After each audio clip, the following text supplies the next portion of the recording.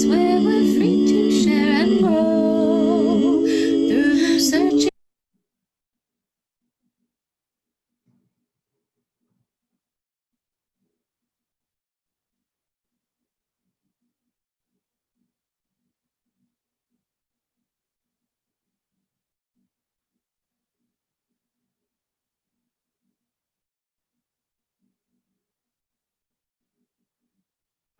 Many we find, but a few we are flowing ever growing old to new.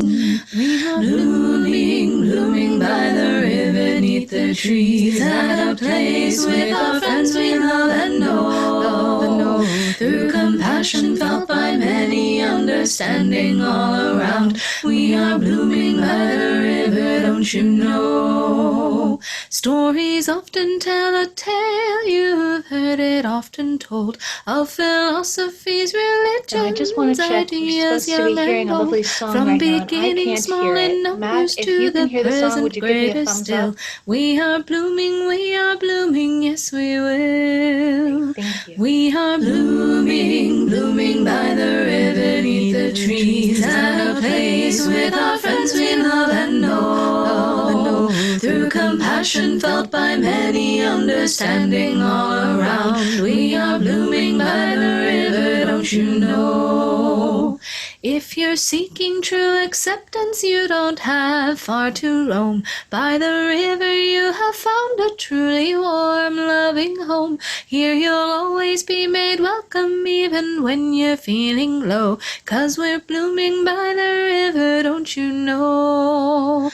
We are blooming by the river, neath the trees, at a place with our friends we love and know. Through compassion felt by many, understanding all around, we are blooming by the river, don't you know? Communities are often built of buildings large and tall, but true fellowship is built on feelings felt by one and all.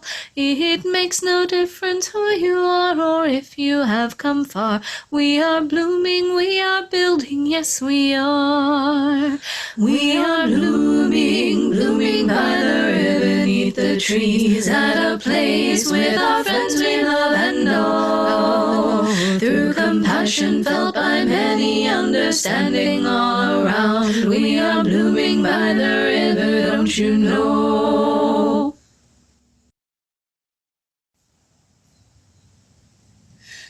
Down on the river in the sunshine, there's a place where we go, a place where we're free to share and grow.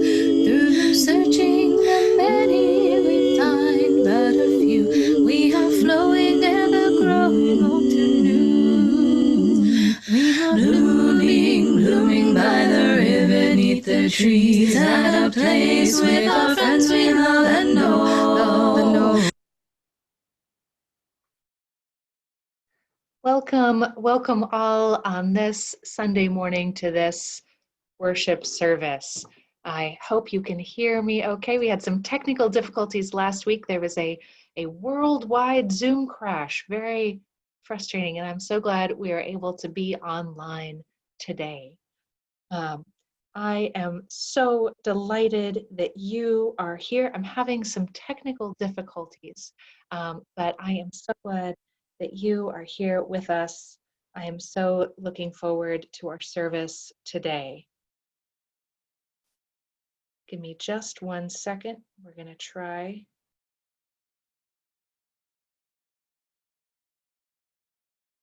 Aha, there we go.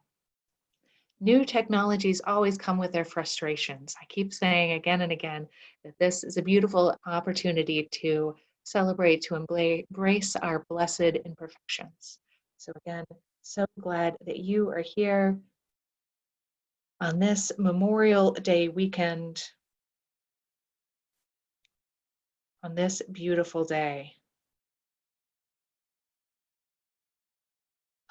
Whoever you are grieving, whatever you are grieving, you are welcome here. Whatever peace you are yearning for, whoever you love, whatever your gender, we are so glad you are with us on this day, whatever you know of war or do not know, whatever your relationship to our armed forces, welcome, welcome today. I'm the Reverend Caitlin Cotter Quailberg, minister of this congregation, and I am joined today by our intrepid crew of virtual worship folks. We've got a worship associate, Carol. We've got our virtual ushers and tech guys, Neil and Matt. And of course, Hannah, our music director, is with us this morning. We are so grateful you are here. So a couple of quick reminders before we get going. First of all, the phishing scam that where people pretend to be me and ask you for gift cards is ramping up once again. They're getting ever more sophisticated. Now they have a bunch of email addresses that look like my name and they're using my picture. And they're starting to sound more and more like me, which is really creepy and very distressing. So I just want you all to be very careful when you answer emails. If you see something that looks fishy like Neil did 2 weeks ago, thank you, Neil, please send it to me or reach out to me in one of the ways you know to be actually me before responding. And again, I will never send you an email or a text message asking for you to go buy a bunch of gift cards. I'm just not going to do that. So please don't send any gift cards to random people pretending to be me. Another announcement, Neil is also doing our wonderful You and Me online program. These are these great little sessions I got to sit in on the first one about who we are as a congregation and as Unitarian Universalists. And there's another one this afternoon. So there's information in our email about that. Or Neil, if you want to type any information into the chat bar, that would be great. Next week, next Sunday, we're going to do one of our Visit Our UU Neighbors Sunday mornings. So this means that instead of tuning in to our Zoom room for the service, you are invited to join one of our UU neighbors. And this Sunday, we actually have two invitations. You can either go to a 10:30 service at the First Unitarian Universalist Congregation of Indiana, Pennsylvania, or an 11 a.m. service with our First Church in Jamaica Plains, Massachusetts. And then we will all gather together afterwards for a start of summer virtual picnic. So next week, the big thing I'm excited about is at noon, we're going to do a virtual, I'm not going to call it a potluck because we can't share food. I'm going to call it a picnic because that sounds fun and summery. So we're going to celebrate the start of summer with a virtual picnic. So I'm hoping to spread a blanket on my living room floor for me and my baby and my spouse to hang out with you in our virtual Zoom room here. You're welcome to join me by spreading a blanket outside or in your living room, or if that's not comfortable, just put your laptop or phone or whatever device. I know Carol's joining us on a Kindle, for example, on a table, and we'll do our coffee hour, and that'll be from noon to 1 next Sunday after we go visit one of our UU neighbors for services. Also, you may remember what I was just mentioning, the big global Zoom crash last week. We were supposed to do our annual meeting and we had to postpone that. So that will be not next Sunday, but the Sunday after, the first Sunday in June. We're going to do our annual congregational meeting.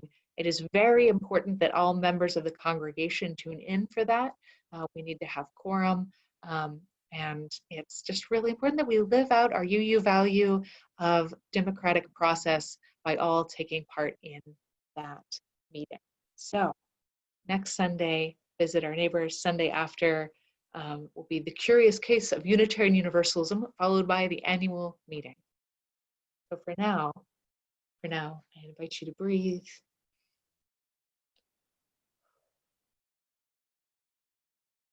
To settle in to this virtual space we are holding together. And I invite you in with these words by Marnie Harmony. We whose journeys are always beginning, we whose mission always awaits us, we whose visions are bent on loving, we gather together here. We gather as a community drawn together out of common need, each toting our own carpet bag of treasures and dreams. We gather together seeking meaning, yearning to understand life in all its dimensions as it challenges and expands, as it burdens, as it consoles and heals. We gather together with questions, the kind of questions that provoke us to a path of action. We gather with hope, the kind of hope that pulses on through uncertainty. We gather with tenderness that can only be born from knowing human capabilities as well as human imperfections.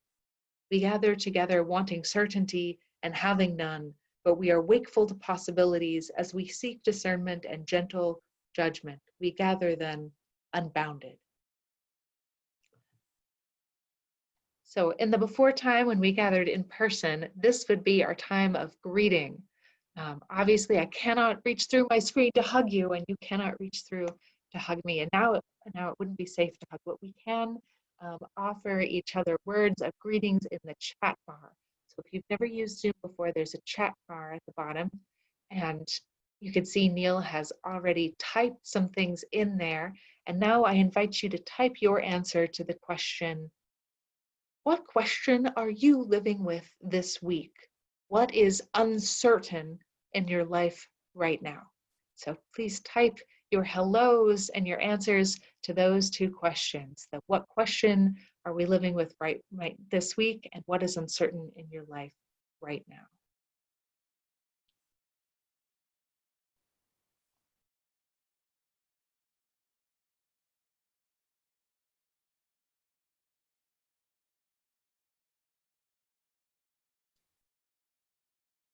Right, a lot of questions about work, about kids' summer camp, what comes next, where do we as a group and as individuals go from here? What else is on your hearts this morning?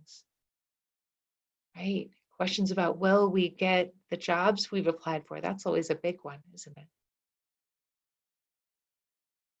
About when things will be safe.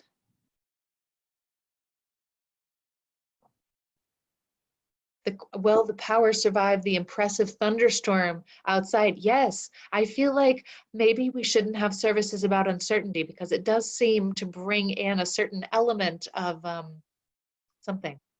And Ruth in Scotland has joined us again. Questions about will we grow?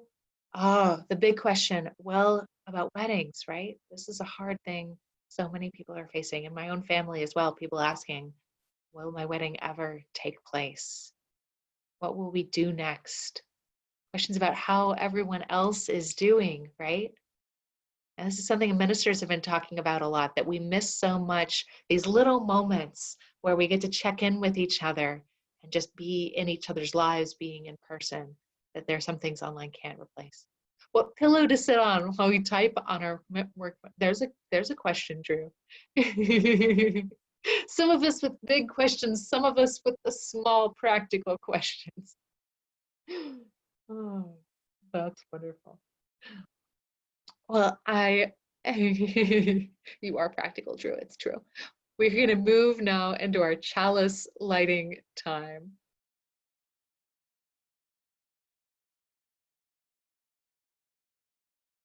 So let's see, can we unmute Carol, please?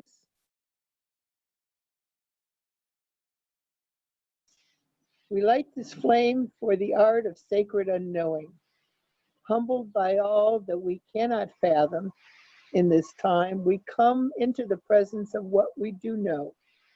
Perhaps the only thing we can ever know, that love is forever, the only answer to everything and everyone in every moment.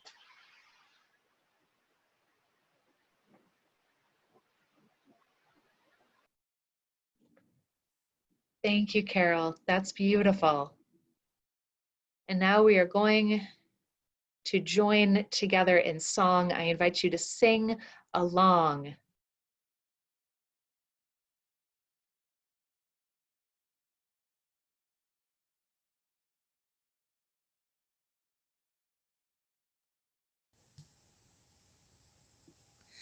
Come, come, whoever you are, wanderer, worshipper, lover of leaving, ours is no caravan of despair.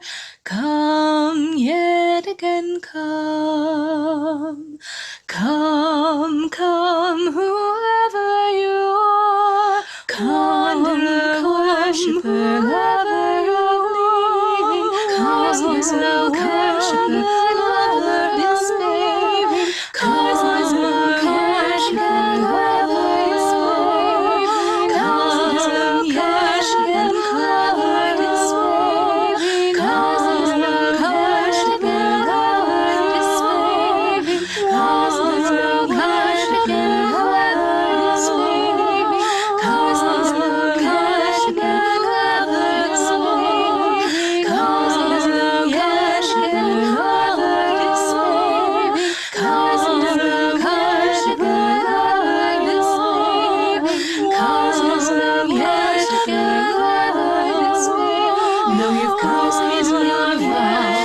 1,000 times, though you've broken your vows 1,000 times, though you've broken your vows 1,000 times, though you've broken your vows 1,000 times, come yet again, come.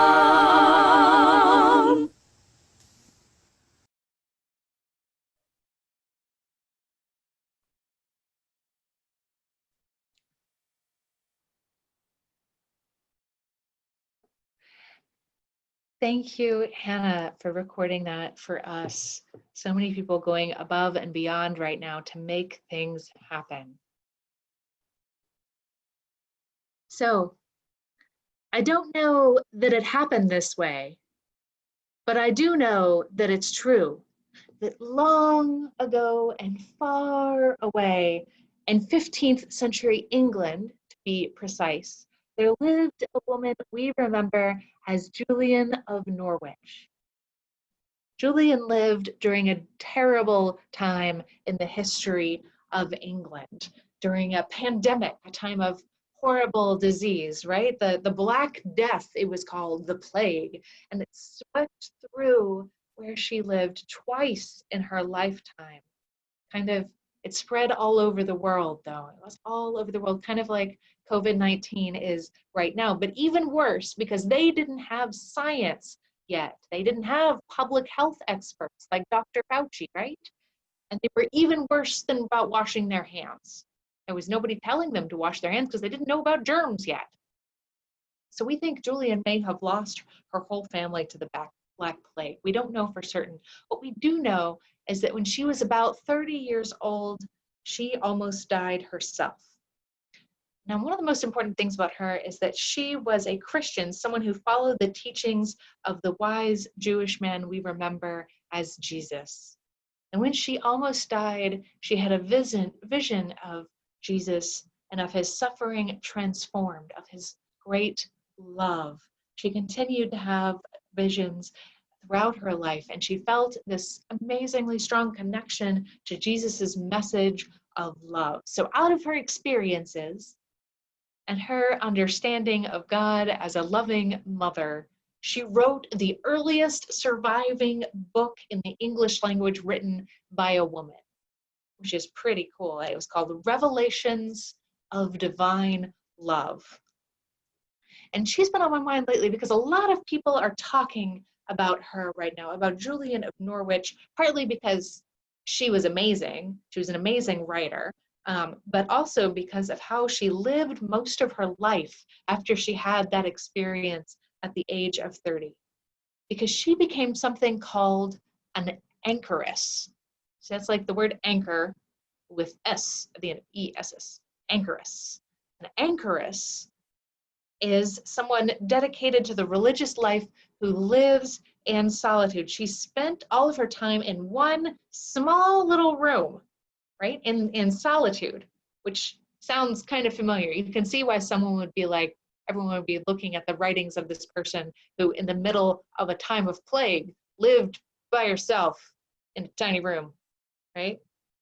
She didn't have the internet or telephones like we do now, but she was not cut off from the world, kind of like so many of us now. She was apart, but she was not disconnected. She had a window that looked into the church that her little stone room was attached to, and she had a window that looked out into the market town of Norwich. So this was a woman who lived at a time of devastation when the economy totally crashed, smashed, and disease decimated the population, and yet she came through all of this suffering, her personal suffering, and the suffering of those around her, with a message of love and possibility. In the second great wave of the plague that swept through her town, the people of her town turned to her for wisdom, and she spoke to them of love, of the practice of hope that is not about platitudes, but faithful practice and possibility and meaning making. She knew that bad things happen, horrible things, but she continued to believe in love, in connection, in possibility. And I love to imagine her, this faithful, brilliant woman at the window of her small stone room talking to the people of her town. And the Reverend Meg Barnhouse went a little step further than imagining this. She wrote a song about the conversations she imagined having. She's given us permission to share that. So here is Meg Barnhouse and her partner Kia singing All Will Be Well. All will be well, all will be well, all manner of things will be well. I said, Julian, you are holy, you are holding my hand, and Julian, you are holy, you are holding my hand. She said, all will be well, all will be well, all manner of things will be well. I said, Julian, do you not know about sorrow? And Julian, do you not know about pain?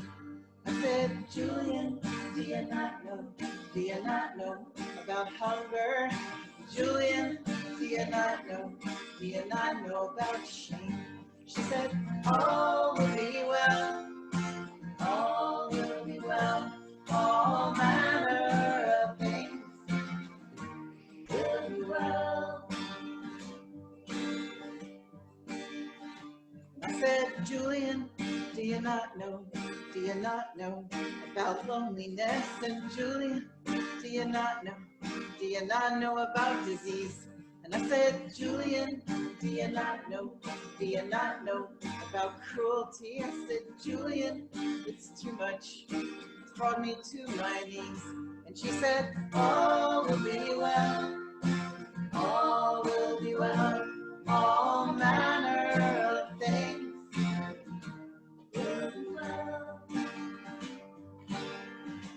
And she said, no one does not know about sorrow, May. No one does not know about pain. She said, no one does not know about hunger, and no one does not know about shame. She said, all will be well, all will be well, all manner of things will be well.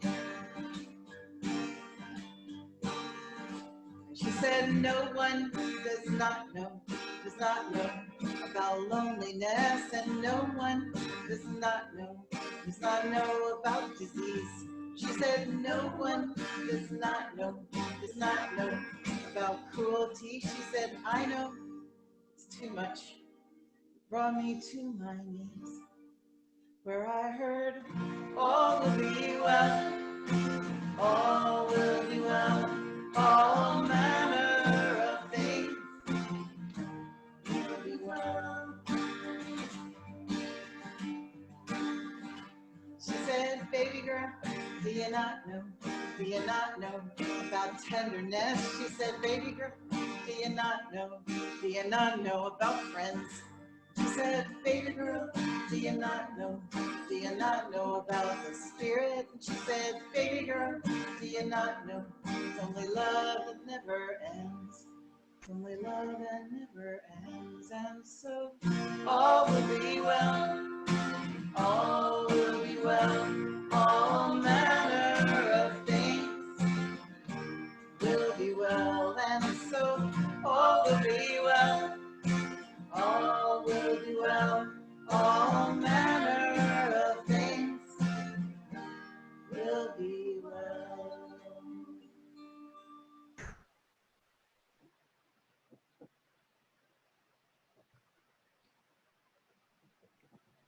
Gilda Radner of Saturday Night Live once said, I wanted a perfect ending.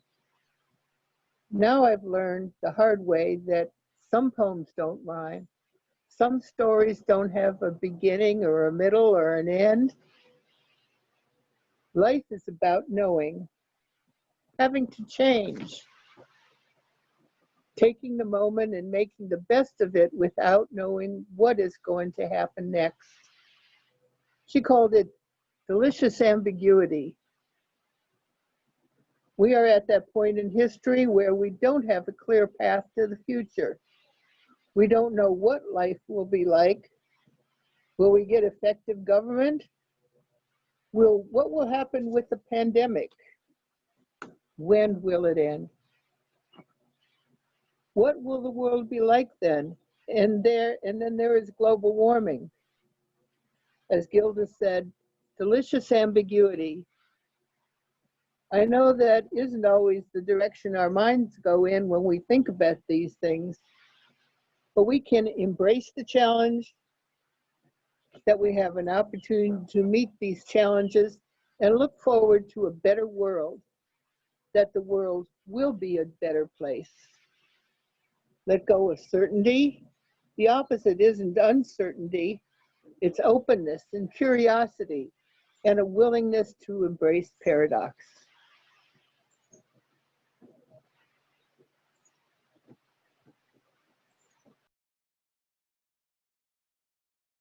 Thank you, Carol. And at this time, I'm going to invite us into the time of prayer or meditation or quiet reflection. I invite you to breathe as deeply as you are able, in through your nose, out through your mouth, and settle into this moment. I offer you this prayer by Reverend Karen G. Johnson. We raise up this annual day of memorial, noting those who have died in wars, those still being raged all around the world, those long brought to an end, and all in between. And remembering the sacrifices made by those who have died in war, let us also bear witness to other ravages of war, manifested in body, psyche, and spirit. Let us whisper a relentless prayer of peace for all nations, that there might one day be a day when there are no war dead. We pray for safety and protection for all essential workers everywhere, for all workers in these weeks of reopening, especially for those who do not feel safe returning to work, but must do so nonetheless. May they have access to all the necessary protections.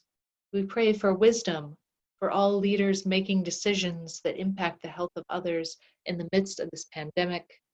May no leader buckle under the pressure to reopen prematurely or without thorough discernment about the consequences for those most vulnerable.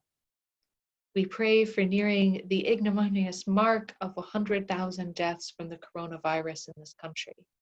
May their spirits know peace, may their families know comfort. We pray that the health discrepancies that reveal yet again the presence of systemic racism and economic inequities in our society be given equitable attention and treatment, that the reality that Black and Indigenous people die twice as often from COVID-19 as white people. We give thanks for the careful and thoughtful decisions being made within our own religious association, even as such decisions touch sadness and loss in us, as each congregation figures out how long to stay virtual, an act of love for all congregants and their worthy lives. And as we do each week now, we light the second candle to recognize deaths due to COVID-19 and the particular pain of grieving in isolation. I invite you to raise your hands in blessing as we light these candles and I read these words.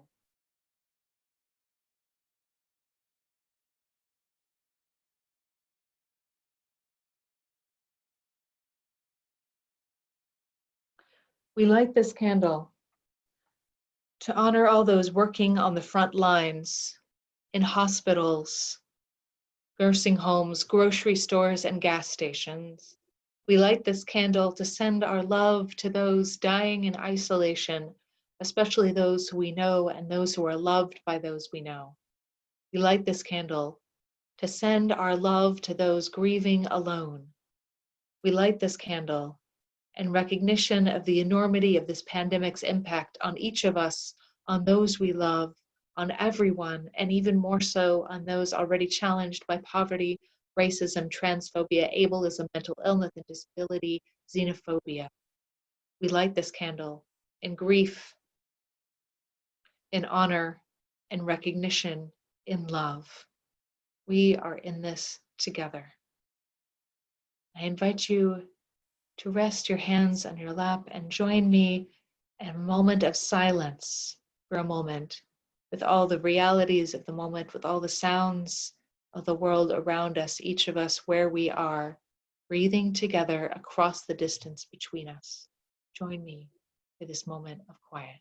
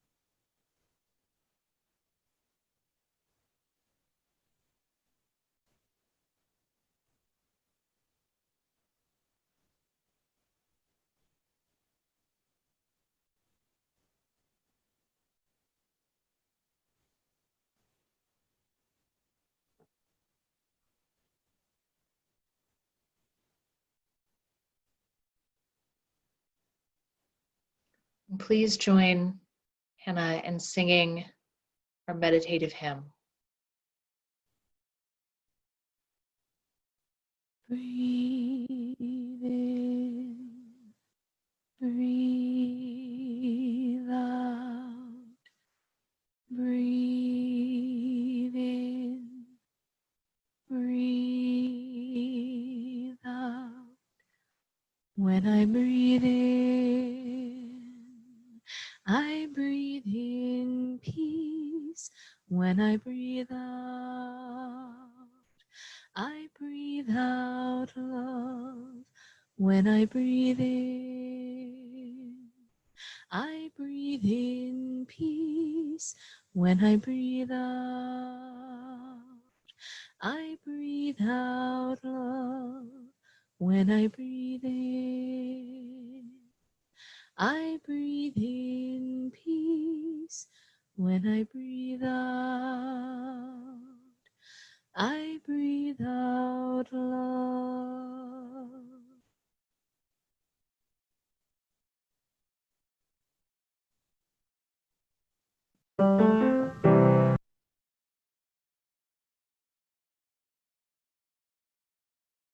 And Carol, if you can unmute yourself and introduce our offering, please.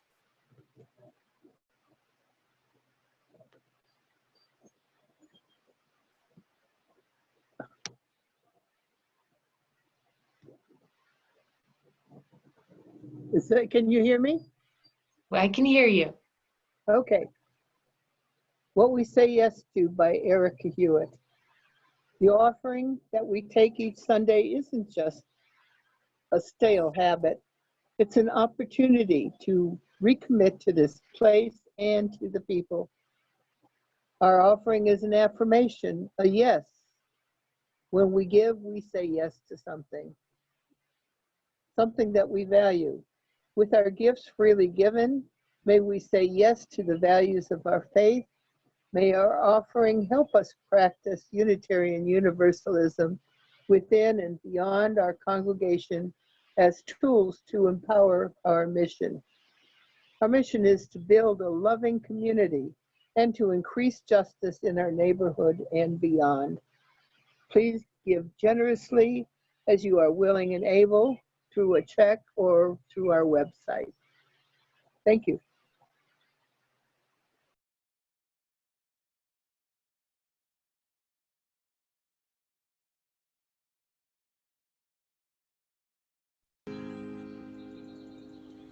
I can feel the sweet wind blowing through the valleys and the hills. I can feel the sweet wind blowing as I go as I go. I can feel the sweet wind blowing through the valleys and the hills. I'm going home to West Virginia. Bless my soul, bless my soul. And I can see the morning breaking through the valleys and the hills. I can see the morning breaking as I go, as I go. I can see the morning breaking through the valleys and the hills. I'm going home to West Virginia. Bless my soul, bless my soul. I can hear the people stirring through the valleys and the hills. I can hear the people stirring as I go, as I go. I can hear the people stirring through the valleys and the hills. I'm going home to West Virginia. Bless my soul, bless my soul. I'm going home to West Virginia. Bless my soul, bless my soul.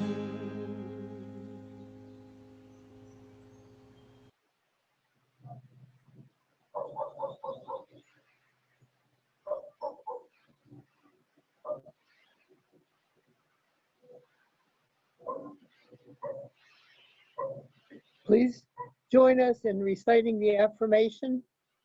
Love is the spirit of our faith and service its law.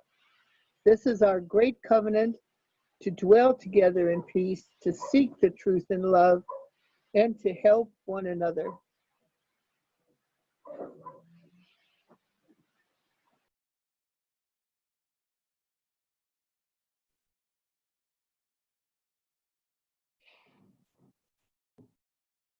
So there's an ancient Chinese parable that often comes up when we talk about living with uncertainty.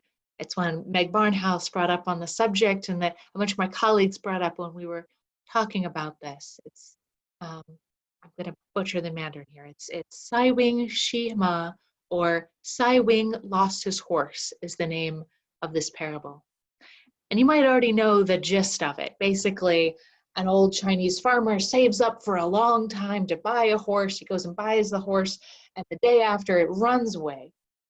And his neighbor expresses grief, but the farmer himself stays calm and replies to his neighbor, "Good news or bad news?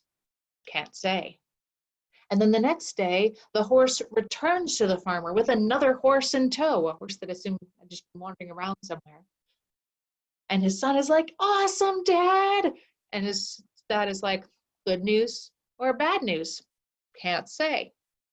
And the next week they're going somewhere, and the farmer's on the horse he bought, and his son's on the horse that wandered away, and the other horse throws his son, and his son breaks his leg, and it's a terrible fracture. And that night his wife is like, "Oh, what terrible news! Our son's like, this is awful." And he's like, "Good news, bad news? I can't say."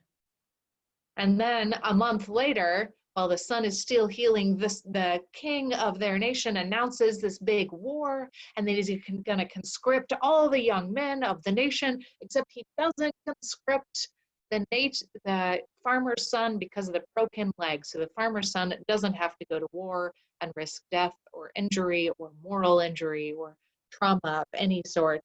And his neighbors again like, "Oh my gosh, you are so lucky that your son didn't get drafted. War is a terrible thing for young men." And the farmer responds, "Good news or bad news? Can't say." Most of us are not going to be that chill about the events of our lives.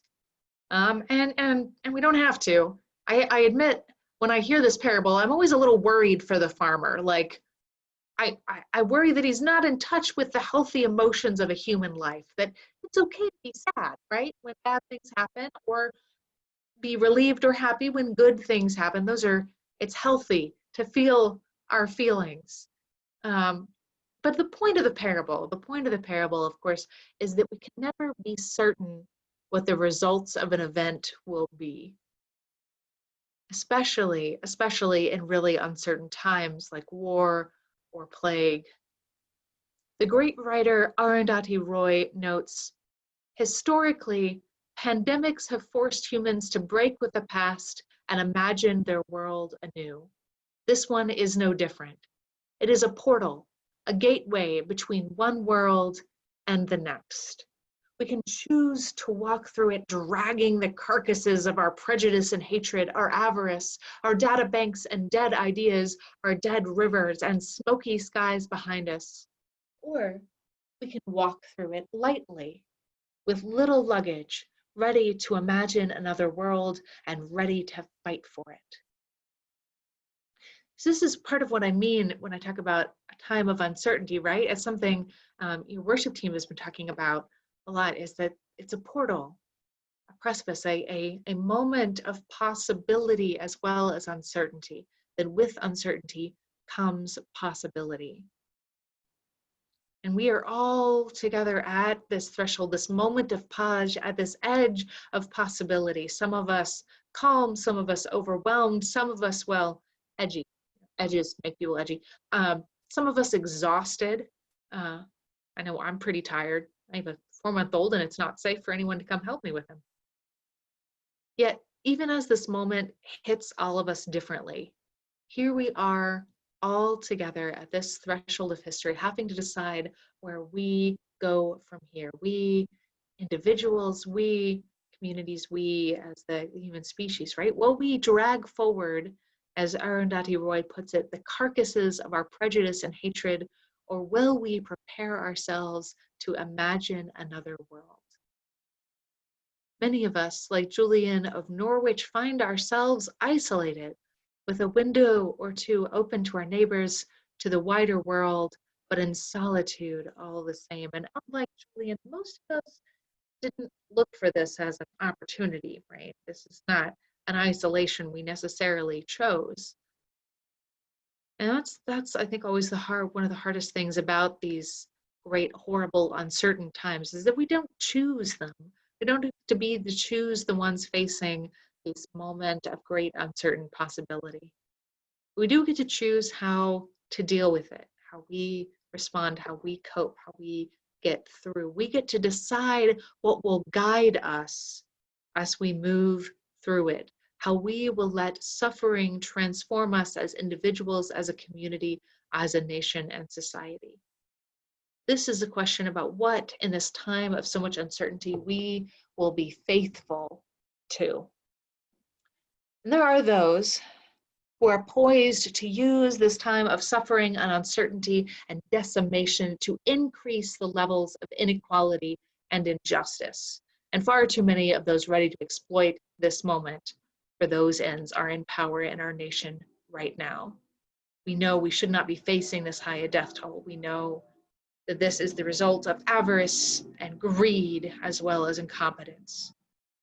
These folks are faithful to some pretty horrific ideals of profit over people, of fearful scarcity-based thinking that cares more about image and power than the fact that more Americans have already died from COVID-19 than American soldiers died in the Vietnam and Korean Wars combined. That we expect more Americans to die from this than died in World War I, and the President of the United States has already said he's okay with us getting up to the casualty count of World War II. On this weekend, when we are grieving the loss of life to war, all the soldiers who have died in American wars over the years, I can't get these numbers out of my head. I can't get the image of today's Memorial Day New York Times front page out of my mind. The grief that we are feeling as a nation, and the question, what are we faithful to in this horrible time? We Unitarian Universalists. Faith, after all, does not have to mean anything to do with a belief in any god or goddess or a higher power of any sort. As Unitarian Universalists, we hold many different beliefs in our congregation and as a religious tradition about all of that. Being faithful I suggest instead means practicing integrity to a set of ideals and truths, to a sense of purpose that we hold together and hold each other responsible to. Some things we do know as Unitarian Universalists, some things we hold as guiding truths even in the most uncertain times. I mean, there's so much I do not know right now. Like so many of you brought up, I am holding so many questions about what will happen next, about what the right thing to do is. But there are some certain things that I am also holding on to. That every human being has inherent worth and dignity, and we are all connected.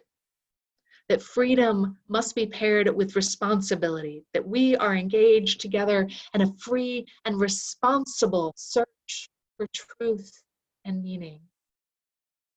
We affirm and promote the results of science. We are a people who care not just about what is true to our hearts, but also what we learn from trusted, reputable experts.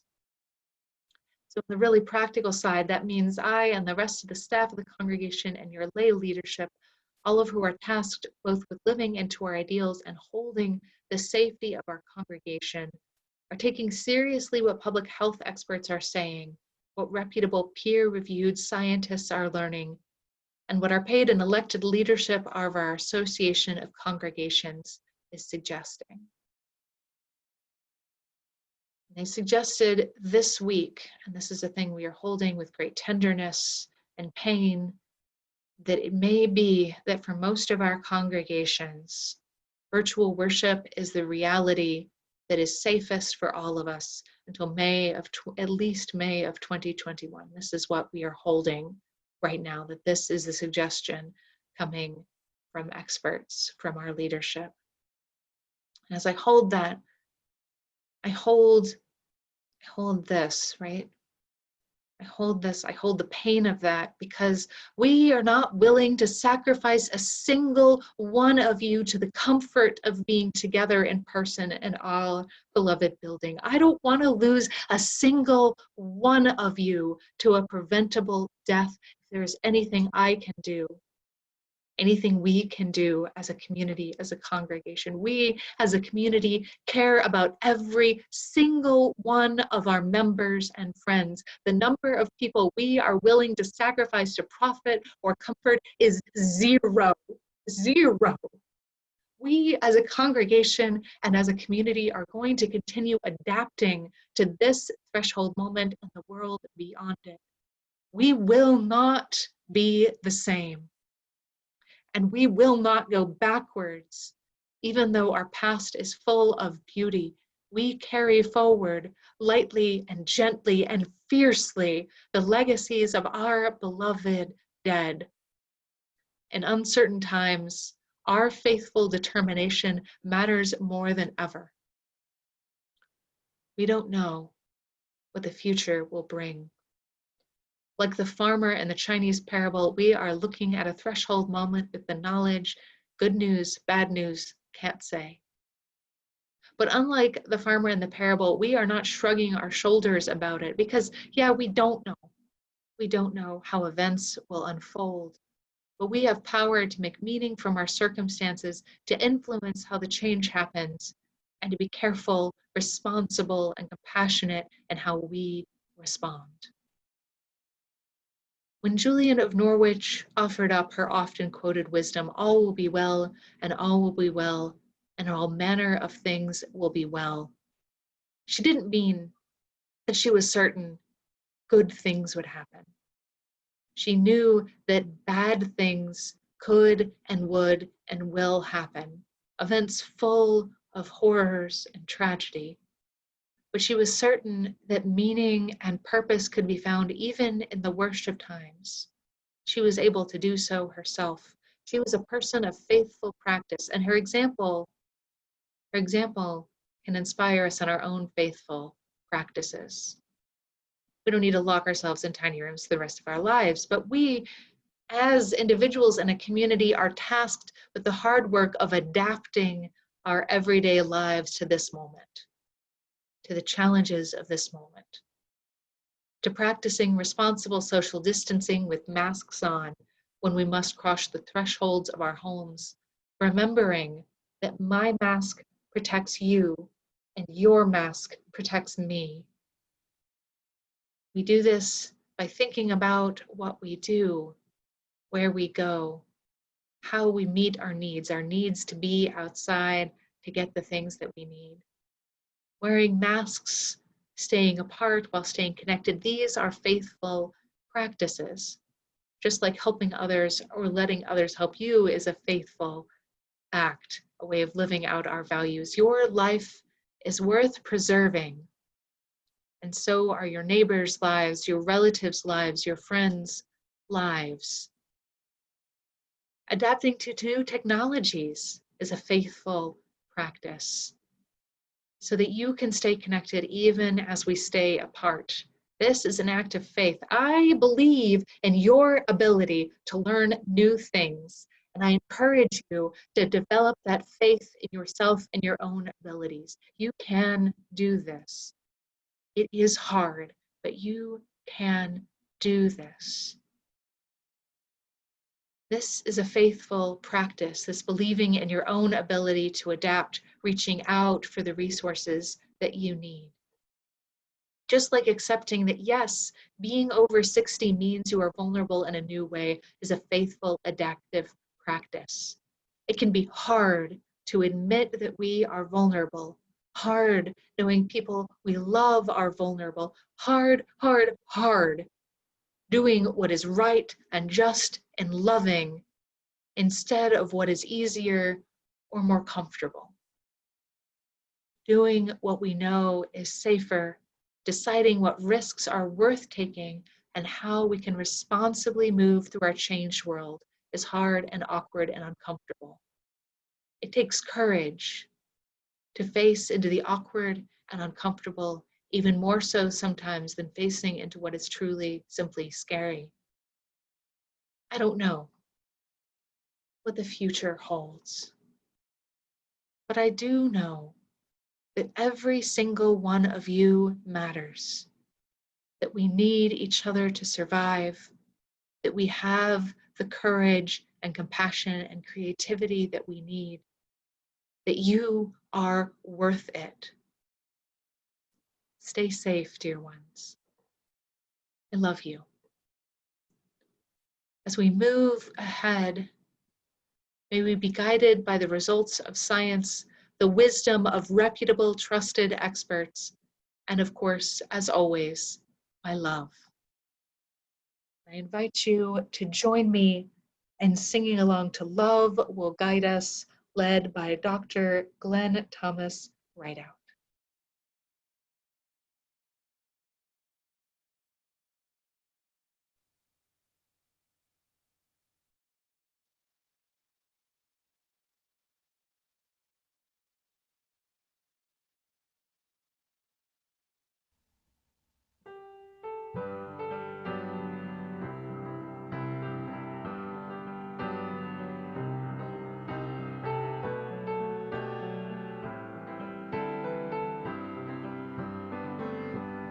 Love will guide us, peace has tried us, hope inside us will lead the way on the road from creed to king. Love will guide us through the hot night. If you cannot sing like angels, if you cannot speak before thousands, you can give from deep within you. You can change the world with your love. Love will guide us. Peace has tried us. Hope inside us will lead the way on the road from greed to giving.